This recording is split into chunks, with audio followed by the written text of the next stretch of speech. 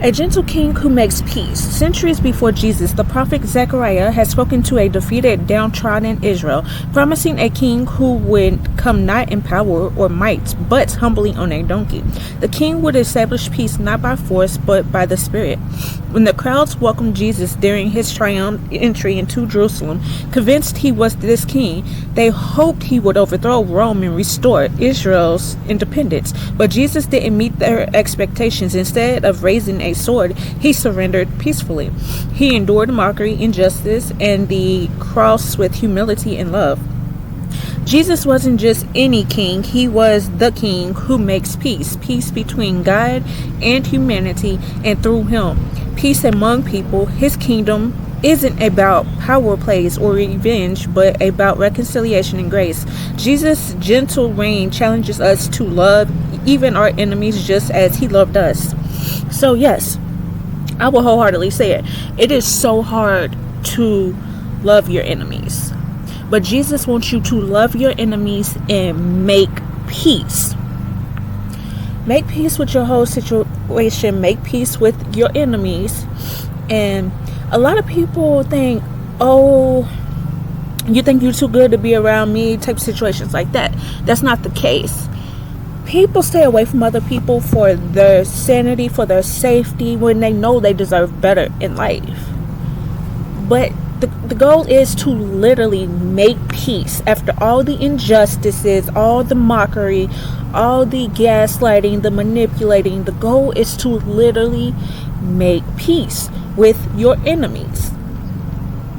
Family, former friends, co-workers. Make that peace. Jesus had basically surrendered. He surrendered to all the mockery, to the injustice. He shows us exactly how it's done. He lived this life first. He was the first one to live this life, and we're living it out. We're living it out through each and every day of our life. This is basically in the Bible. We live out each story of the Bible. So yes, the same thing that one person goes through, you may go through too. It depends on which level of the Bible you're in.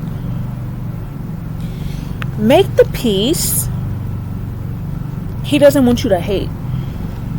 It's one of the hardest things, I will wholeheartedly say it. It's one of the hardest things, knowing that I had so many people up against me when I literally did nothing to nobody. But make peace with your situation. Do not worry about it. Learn from the situation.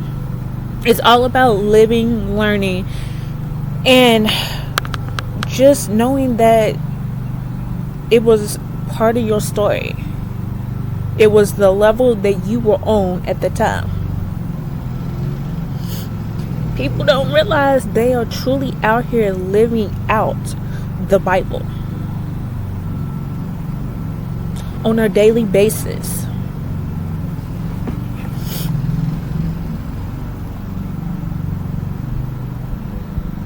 God, thank you for sending Jesus, our humble King, who brings peace and reconciliation. Transform my heart to reflect his gentle love and grace, even toward my enemies. Help me trust you and surrender my desire for control. May your peace rule in me and through me. Amen. As I said before, I know it is so hard to surrender. It is so hard to make peace with enemies. I can wholeheartedly say it. You gotta forgive. You gotta learn to forgive, make peace. And that's one thing I'm still learning. That is one thing I'm still learning myself. But you live, you learn, and you push forward. And know that you deserve a lot better in life. And that's the thing. By holding on to unforgiveness, by not trying to make peace with anybody, you're literally holding yourself back in life. Make that peace. Even if it's with family, just make the peace. A lot of people don't like me saying sometimes you have to leave family or whatnot for your own sanity, for your own safety. Yes, but make the peace in the long run.